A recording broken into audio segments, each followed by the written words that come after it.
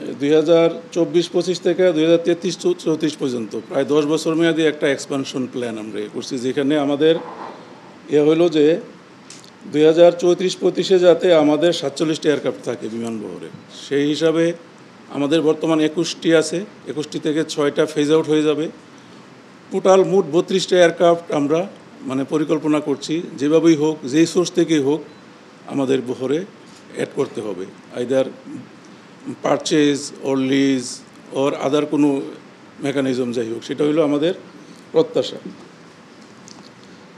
আচ্ছা, আরেকটা বিষয় যেটা গ্রাউন্ড হ্যান্ডলিং নিয়ে, গ্রাউন্ড হ্যান্ডলিংয়ের যে স্ট্যান্ডার্ড যাত্রীদের প্রত্যাশা, গ্রাউন্ড হ্যান্ডলিং শুধু যাত্রী না, বিভিন্ন এয়ারলাইন্সের গ্রাউন্ড হ্যান্ডলিংয়ে বিমান একদম লাইসেন্সদারি। আমাদের এই বাংলাদেশের যত এয়ারপোর্টগুলো আছে, ঢাকা না শুধু, সবটারই লাইসেন্সদারি, সিভিল এভিয়েশন লাইসেন্সদারি গ্রাউন্ড হ্যান্ডলার হলো বাংলাদেশ বিমান।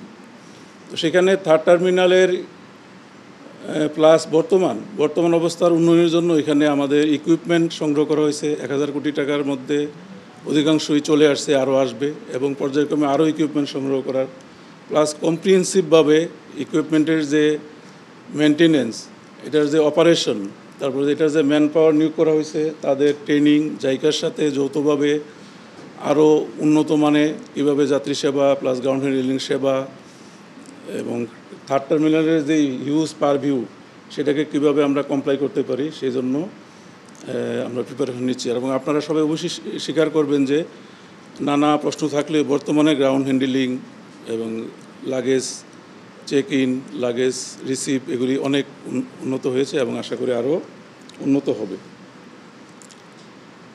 আরেকটা আমি ব্রডহেডে বসে থাকে এলো আমাদের এই বিষয়টাতে আমরা খুবই ফোকাস হতে চাই যে টিকেটিং এরিয়া নিয়ে যাত্রীদের থাকে এই প্রশ্নের। আমরা এখানে আসলে এটার পুরাপুরি সলিউশনের জন্য আমরা এগিয়েছি এবং সেখানে ডিজিটাল যোগ করা হয়েছে। তো এটার যে অন্যান্য ফিচার আছে অনেকগুলা, সেগুলি সবগুলো ইমপ্লিমেন্টেশন নাই, কিন্তু সেখানে আমরা আপনাদের মতো হাইলি ফোকাস করতেছি যে আসলে একটা টিকিট নাই আবার সিট ফাঁকা, এই থেকে যাতে আমরা ওপেনলি করে আমরা মুক্ত হইতে পারি। এবং এখানে আমি আপনাদের আহ্বান জানাচ্ছি, তথ্য এবং দিয়ে আমাদের সহযোগিতা করবেন। আমরাও আমাদের বিভিন্ন স্টেশন, আমাদের যে ট্রাভেল এজেন্ট আছে, সবার কাছে এই বার্তা দিয়েছি, আরও কঠিনভাবে দিব যে এই থেকে আমরা 100% মুক্ত হতে চাই, এটা আমাদের একটা টার্গেট। এবং এর সাথে সাথে শুধু এই না, তাদের যে অনলাইন চেকিং, তারপরে ডিফারেন্সিয়াল প্রাইসিং, তারপরে বিভিন্ন যে অনলাইন পেমেন্টগুলো ব্যবহারের ক্ষেত্রে কিছু একটা হইল আমাদের, আপনারা স্বীকার করবেন যে যাত্রীদের প্যাটার্ন একটু আমাদের যারা ওয়ার্কার, বিশেষ করে হজ যাত্রী, সবার এরকম ফেসিলিটিস নেই। ফিজিক্যাল কন্ট্যাক্টে কিছু কাজ করতে হইব, সেটা আমরা স্বচ্ছভাবে করার চেষ্টা করব।